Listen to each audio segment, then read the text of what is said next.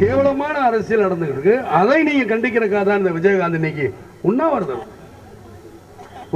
பால் விலையை குறைங்க திரும்ப பெருங்கன்னா அவன் வண்டி இருந்தா இருந்துருப்பான். நான் பால் விலையெல்லாம் குறைக்க மாட்டேன், பஸ் ரேட்டெல்லாம் குறைக்க மாட்டேன். ஏன்னா அவங்களுக்கு பஸ் கிட்ட சொன்னேன். இப்போ சின்னம்மா கேட்கு என்ன கேட்டுச்சு, இல்லைங்க அரசாங்க பஸ் இருந்து இவ்வளோ காசு கேடு. இங்கே ரேட்டு ஏற்றினா தானே அந்த தனியார் பஸ் ரேட்டு ஏற்றலாம்.